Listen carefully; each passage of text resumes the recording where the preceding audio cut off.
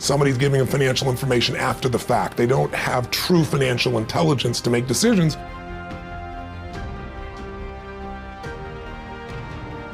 If we find the way to add more value, we can be superior in the marketplace, but we can also be superior in our own lives. We can enjoy our lives at a different level. We have a different set of pride that isn't fake. It's not ego. Ego is when you try to make it better than it is, and you know the truth is it's not. But when you really are in a position where you own what you're about, and you know what you're here to deliver, and you deliver it on a significant scale, then you have an opportunity to really experience not only success, but fulfillment. The meaning we associate to things controls our entire lives. It's not that your mother or father died that's giving you suffering. Certainly that's painful. It's the meaning you think it shouldn't have happened. And when we take control of the meaning, it's the only thing we can control our lives. We can't control events. And we're living now where technology is happening so rapidly. It's magnificent what it does for our lives. But we all know with that technology, our psychology is not developing as rapidly. And as a result, the world's changing.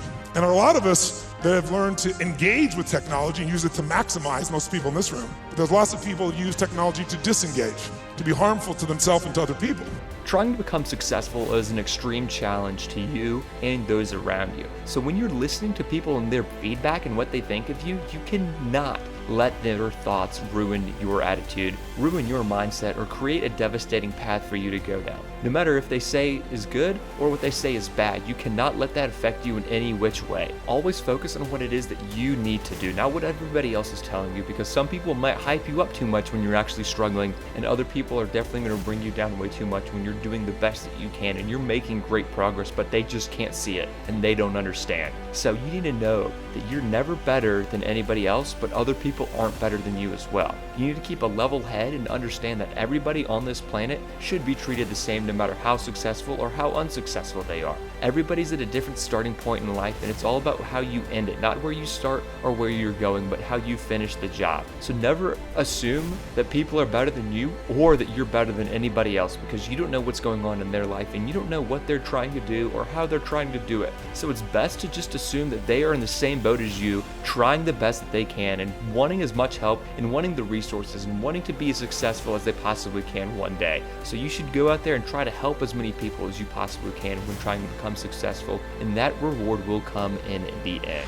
I've always had this belief. If you want to be successful at anything in life, never leave the sight of setting a goal without doing something that commits you to fulfillment. If you get you're in state, right, when you do something. While you're in state, that's the time to commit yourself to something that makes you follow through. How many know what I'm talking about here? Say I. So I'd call somebody up, I'd schedule something, I'd lock in the next meeting, I'd sign up for the class, I'd enroll the guy who was going to mentor me, I'd set the meeting with a mastermind of people I met. I did something so that whatever I committed to, there was something when I went home that would pull me there. It's structure. In fact, I'll give you 5 C's to RPM just as a quick warm-up for you. How's that? If you don't remember, it'll be okay, but it'll be in your unconscious for when you go work with a coach.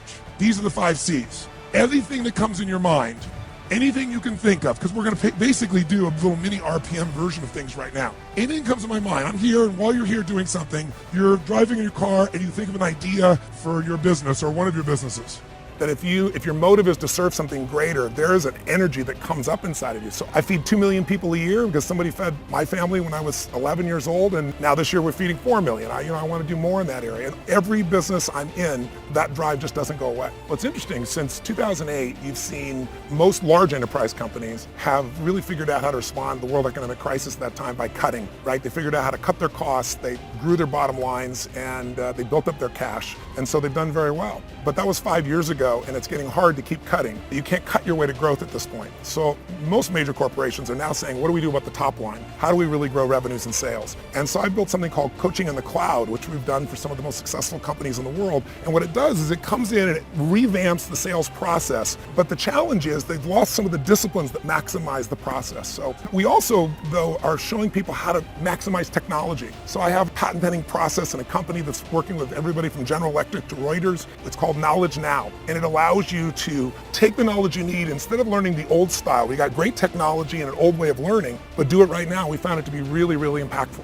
We all want to be able to change the way we feel, and that's what I spend my life showing people how to do. What most people don't know is emotion is created by motion. The way you move determines the way you feel. You have 80 different muscles in your face. For most people, this is the largest area of unemployment in the country. You feel the same emotions over again. So what I was saying is I have this deal with myself called priming. Every day I say, look, you got to have 10 minutes for yourself, and I'm not going to hope I feel good. I just got back to 6 countries in 12 days. I was in India 2 days ago. And I woke up here wanting like, well, but the way I did it is I do this process. And it's 10 minutes. I put some music on. I do this massive change in my breathing so it radically changes the way I feel. And then I do this 3-step process. First, I do 3 minutes of gratitude where I think of 3 things I'm really grateful for, and I associate. I don't think of it over there. I feel it. And the reason is when you're grateful, you can't be worried. You can't be fearful. When you're grateful, you can't be angry. And anger and fear are what screw people up most in their relationships, in their life, in their business. So I wire myself. I was saying to you that most people want to be happy, but their habit is to be worried or pissed off or stressed. And so they've got a highway to stress and they got a dirt road to happiness. So I wire myself. I've got a highway to gratitude, which changes all your emotion. So thank you all so much for watching this video. If you haven't already, please go ahead and like the video, subscribe to the channel if you're new, and let us know what you thought down in the comment section down below.